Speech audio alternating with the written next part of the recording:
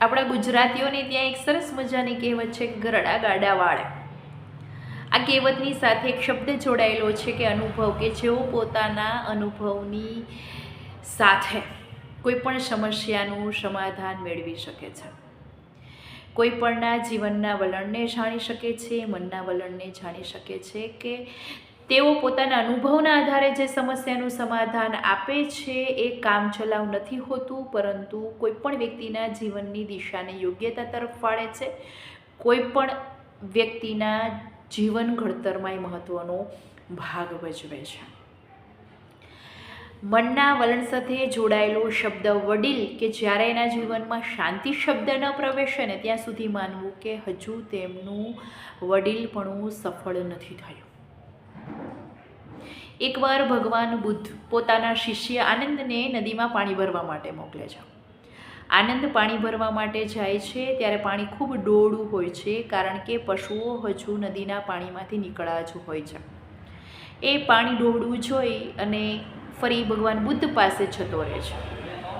ભગવાન બુદ્ધ એને ફરીવાર પાણી લેવા માટે મોકલે છે. આનંદ ફરી આવે છે, એને એ જ સ્થિતિ જોઈ અને ફરી પાછો ભગવાન બુદ્ધ પાસે જતો રહે છે. ભગવાન બુદ્ધ હવે એવું કહે છે આનંદને કે જ્યારે તું પાણી ભરવા માટે જા ત્યારે થોડો સમય સુધી તું નદી કાંઠે બેસશે, એ પાણી શાંત થઈ જાય, ડોળ બેસી જાય, પછી એમાંથી પાણી ભરી પછી આવજે, પરંતુ થોડી વાર માટે ત્યાં બેસશે, રાહ જોજે કે પાણી શાંત થઈ જાય.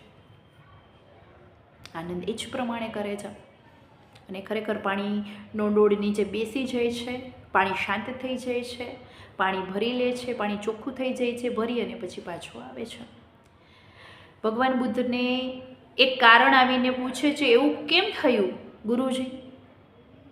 ત્યારે ભગવાન બુદ્ધ છે સરસ મજાનો જવાબ આપે છે કે બેટા, આપણું મન પણ નદી જેવું છે.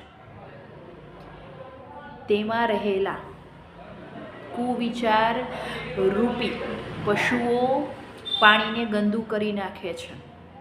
તેને શાંત કરવું ખૂબ જરૂરી છે, ત્યારે જ આપણા મનના વિચારો ચોખ્ખા બનશે. મિત્રો, એટલા માટે જ કદાચ મનના વિચારો ચોખ્ખા બનાવવા માટે શાંતિ અનિવાર્ય છે.